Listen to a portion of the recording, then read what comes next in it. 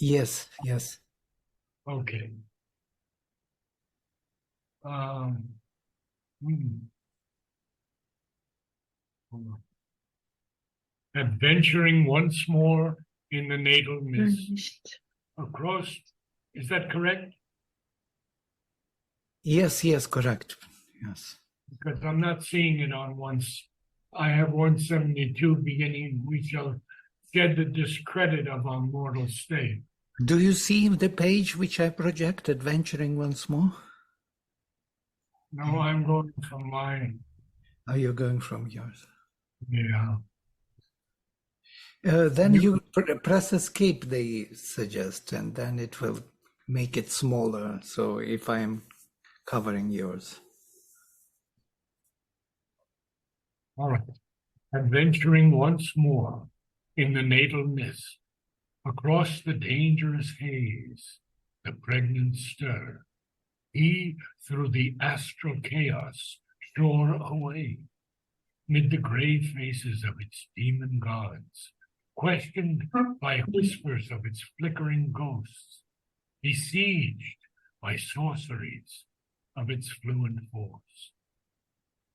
As one who walks unguided through strange fields, tending he knows not where, nor with what hope, he trod a soil that failed beneath his feet, and journeyed in stone strength to a fugitive end. This is the work of the Avatar, and only the Avatar is able to do this, to adventure once more. Interesting line, adventure once more. What does that seem to tell us? That he's done it many times before, that he's come to the earth many, many times to lead the evolution upward. So he is adventuring once more in the natal mist. Natal, of course, here refers to birth, early, and it's a mist. And he's going across the dangerous haze. He's going across the pregnant stir. And he's going through this astral chaos, and he's shoring away. But he has to shore that way mid these gray faces of its demon gods. And he's even questioned by whispers of its flickering ghosts. And he's besieged by sorceries of its fluent force. Don't forget, they are there. And then he tells us, continuing with this same vision, as one who walks unguided through strange fields, tending he knows not where, nor with what hope, he trod a soil that failed beneath his feet, and journeyed in stone strength to a fugitive end. He doesn't even really know the end yet. It's a fugitive end. But the Avatar has the stone strength to journey to that. Even though the soil is failing beneath his feet, almost we feel like quicksand is speaking here. And these flickering ghosts and these demon gods, he's besieged by their sorceries, but he's not affected by them. He is besieged by them, but not affected by them. His trail behind him was a vanishing line of glimmering points in a vague immensity. So we can just see how he's walking, and behind him, it's a vanishing line.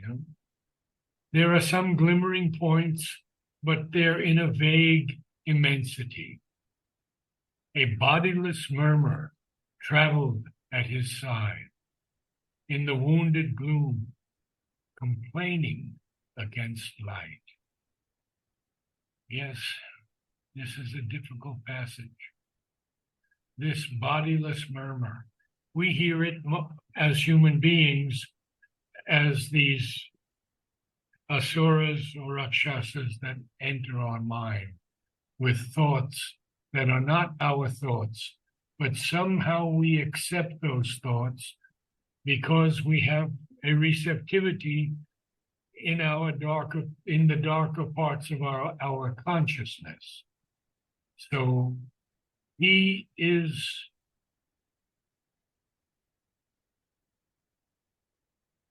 hearing this bodiless murmur. And this bodiless murmur is complaining against light in the wounded gloom. A huge obstruction, its immobile heart. The watching opacity multiplied as he moved, its hostile mass of dead and staring eyes. The darkness glimmered like a dying torch. Around him, an extinguished phantom glow, peopled with shadowy and misleading shapes. The vague, in conscience dark and measureless cave.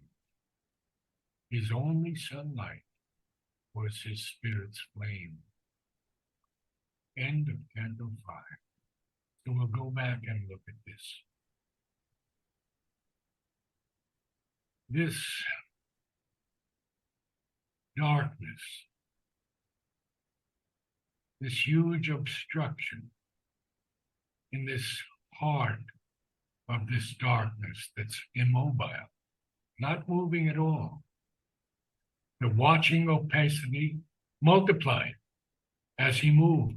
Something that's opaque is filled with darkness. Its hostile mass of dead and staring eyes. They are looking at him because they are complaining against the light. And the darkness, as he walks, is glimmering, not shining at all. The darkness just has a little light in it, like a dying torch. And around him, there's an extinguished phantom glow that is peopled, in other words, populated with shadowy and misleading shapes. The vague, in conscience, dark and measureless cave. His only sunlight, you see how dark it is? His only sunlight was his spirit's flame. Very difficult passage here. But much more to come. So, mother of evil, sons of darkness are going to come up to us. So we're being prepared for that, where Sri Aurobindo is traveling in this book. And we'll go now into the next page. And what is that canto? As one kingdoms and godheads.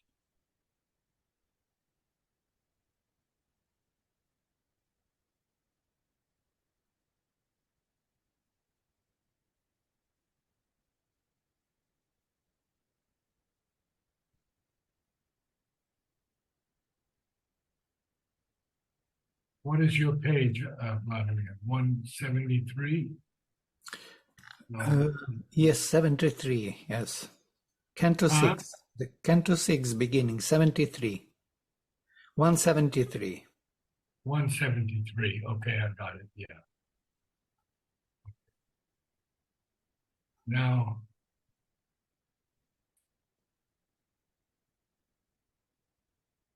okay.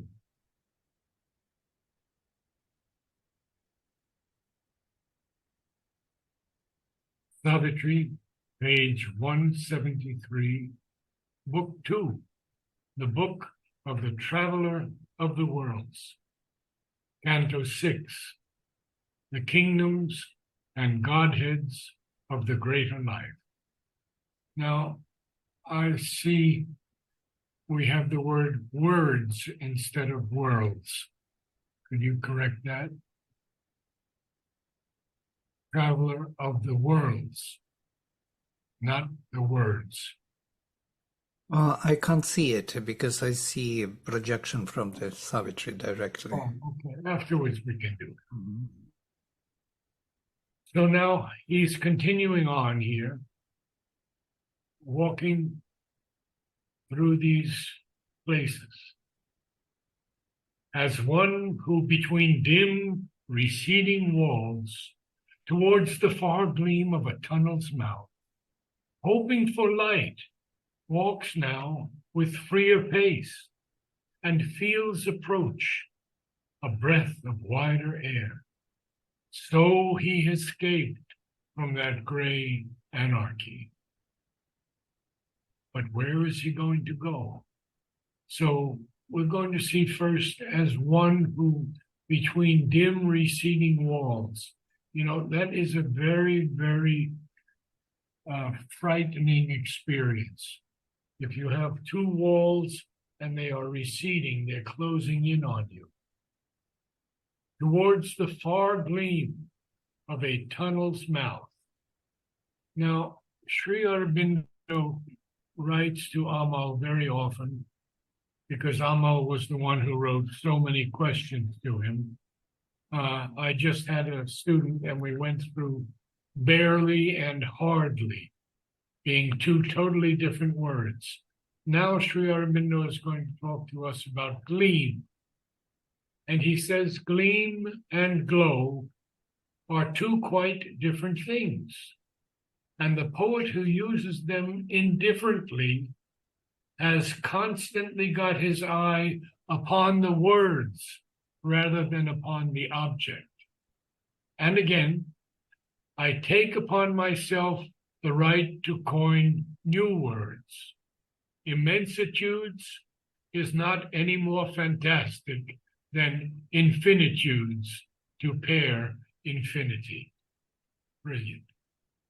So this gleam is a brief flash of light or a dim indication. As one who between dim receding walls towards the far gleam of a tunnel's mouth, hoping for light, walks now with freer pace and feels approach a breath of wider air. So he escaped from that gray anarchy. Anarchy here is chaos or disorder. But where is he going? Into an effectual world he came, a purposeless region of arrested birth, where being from non-being fled and dared to live, but had no strength long to abide. Well, this is most interesting because he is moving now. He's already escaped from that gray anarchy, but he comes into an ineffectual world in this canto. And that ineffectual world is feeble or powerless, impotent, and a purposeless region of arrested birth. Arrested here means stopped, checked the course of, stayed, slow down. But here it's really slowed down, almost stopped. Why? Because there is being that is fleeing from non-being. And it's even daring to live, but it doesn't have any strength to abide very long. Above there gleamed a pondering brow of sky, tormented, crossed by wings of doubtful haze, adventuring with the voice of roaming winds and crying for a direction in the void, like blind souls looking for the selves they lost and wandering through unfamiliar worlds. Wings of vague questioning met the query of space.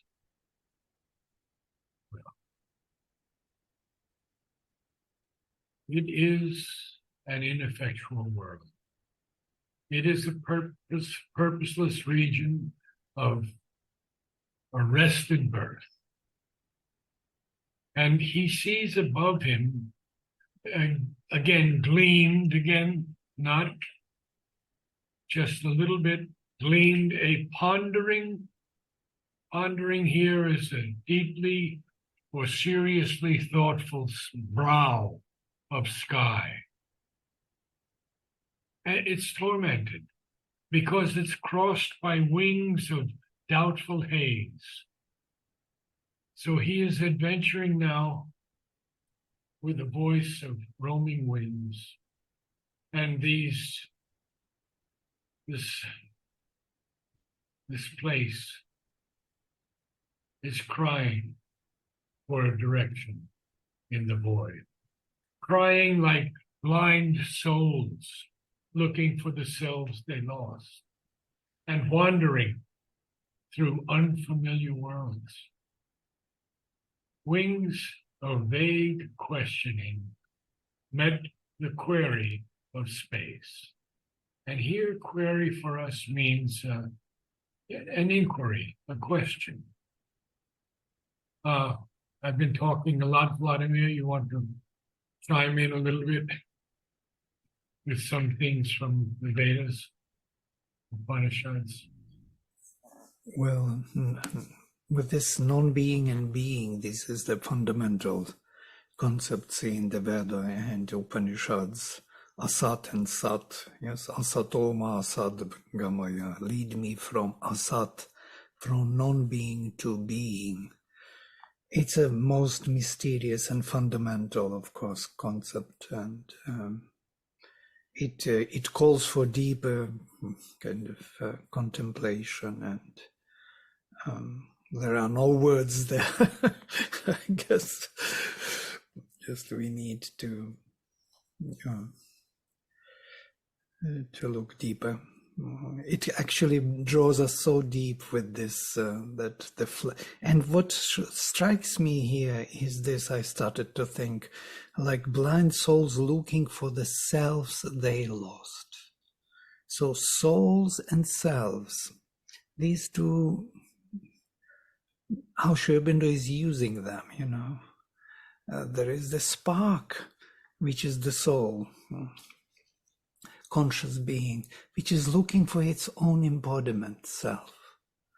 And this is actually the foundation of integral yoga, to find suitable self for the soul, where the consciousness and being are one. And the self doesn't have to be dropped or something. It can stay with the soul. Soul is consciousness, self is being. And so it's so beautiful to see it, how he is using it, It's kind of fitting with the ideas of the Veda. Well, we are in this canto, of course, the kingdoms and godheads of the greater life. So now what is Ashwapati going to find out? After denial dawned a dubious hope. Look at the alliteration. Denial dawned dubious.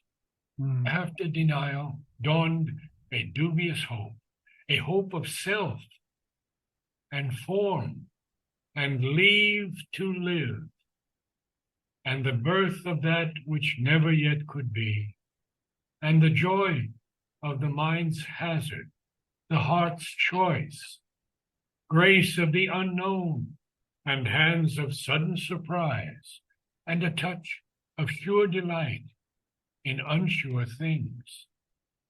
Through a strange, uncertain track his journey came, where consciousness played with unconscious self, and birth was an attempt or episode. So let's look at this fairly closely because this is very interesting.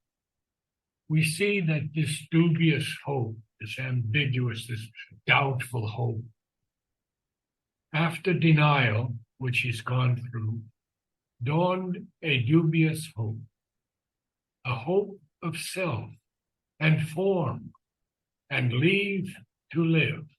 Now, we see that there is a hope of self, being, and form from the formless, and leave. Here, leave means to, I would say, it's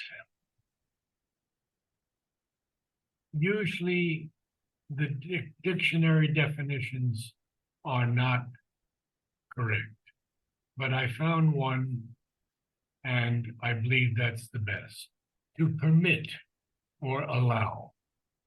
So a hope of self and form and leave to live, and the birth of that which never yet could be, and joy of the mind's hazard, danger, exposed to danger or risk, and the mind's hazard, the heart's choice, grace of the unknown, and hands of sudden surprise, and a touch of sure delight in unsure things. So he is experiencing all of these things, this birth that still couldn't be yet. We saw that it was playing unconsciousness with consciousness, and that hope to live in the previous lines, and the joy even of the hazard of the mind, even the heart's choice, even the grace of the unknown, and hands of sudden surprise, and the touch of sure delight in unsure things. To a strange, uncertain tract his journey came, where consciousness played with unconscious self, and birth was an attempt or episode. A charm grew near that could not keep its spell, an eager power that could not find its way, a chance that chose a strange arithmetic, but could not bind with it the forms it made, a multitude that could not guard its sum, which less than zero grew and more than one. Well, this is the divine pouring himself from his oneness into the multitude. But here, in this kingdom of and Godhead of the greater life, it couldn't guard that sum. And the sum is actually, this multitude grows less than zero and more than one. I think there must be some Vedic thing you can share with us on this, Vladimir. On the numbers, yeah, 0 and 1. This is very, very poetic. I don't know, really, there's a deeper meaning in it. 0 is actually the foundation on which 1 will manifest. There is only 1. And 0 is that spirit of Brahman, yes, as a potential manifestation in which 1 will project itself as multitude creation. So more than 1 means that 1 has projected itself already into the Atman as manifested in Brahman, let us say, in the Vedic terms. And the creation started to be. So less, but why less than 0? It's interesting. We have to remember that Ashapati Sri Aurobindo is just on this 5th stair, sixth stair. He has to go through 9 more stairs. He has to go into the darkest darkness, into the most evil. And then he has to come out of that to the heavens of the ideal. And we will get to that in time. May I ask someone to read? May I have a volunteer?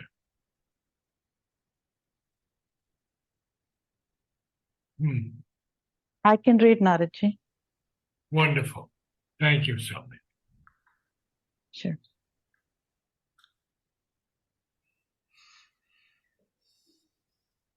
Adventuring once more in the natal mist, across the dangerous haze, the pregnant stir, he, through the astral chaos, shore away, mid the grey faces of its demon gods, questioned by whispers of its flickering ghosts, besieged by sorceries of its fluent force.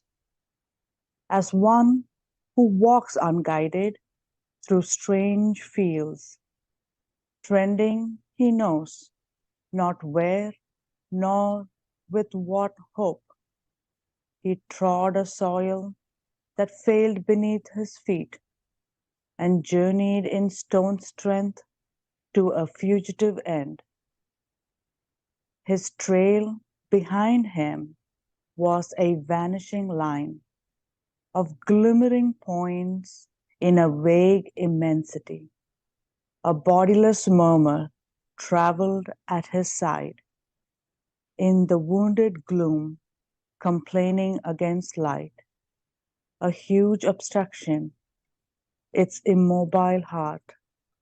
The watching opacity multiplied as he moved, its hostile mass of dead and staring eyes. The darkness glimmered like a dying torch. Around him, an extinguishing phantom glow, peopled with shadowy and misleading shapes. The vague inconscience dark and measureless cave. His only sunlight was his spirit's flame. As one who between dim receding walls, towards the far gleam of a tunnel's mouth, hoping for light, walks now with freer pace, and feels approach of breath of wider air. So he escaped from that grey anarchy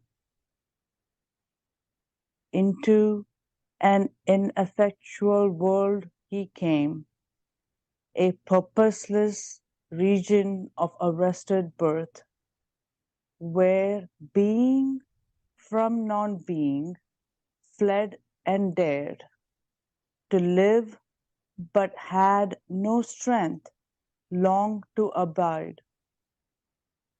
Above there gleamed a pondering brow of sky, tormented, crossed by wings of doubtful haze, adventuring with a voice of roaming winds, and crying for a direction in the void, like blind souls looking for the selves they lost, and wandering through unfamiliar worlds. Wings of vague questioning met the query of space. After denial dawned a dubious hope,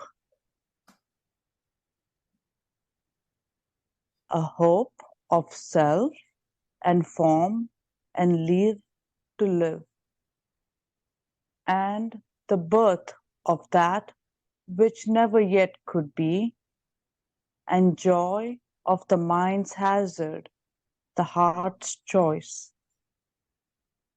grace of the unknown and hands of sudden surprise, and a touch of sure delight in unsure things. To a strange, uncertain tract his journey came, where consciousness played with unconscious self, and birth was an attempt or episode. A charm drew near that could not keep its spell, an eager power that could not find its way, a chance that chose a strange arithmetic, but could not bind with it the forms it made, a multitude that could not guard its sum, which less than zero grew and more than one. Thank you so much. What I would suggest is that you begin to try to understand the lines in their plenitude. For example, it's not which less than zero grew and more than one. It's which less than zero grew and more than one. See the difference? It's in the inflection. And this is one of the things that I work with everybody on, Savitri. There was the line you read of grace of the unknown and hands of sudden. Well, grace of the unknown and hands of sudden surprise and a touch of sure delight in unsure things. So the voice can be moved up and down and not be just a monotone. But you have the capacity. So I want to see you doing it in the future. I want you to make me feel it in my inmost heart. Exactly what he's telling us. Thank you all. Namaste. See you next week. Thank you, Nara. Thank you, Naraji. Namaste.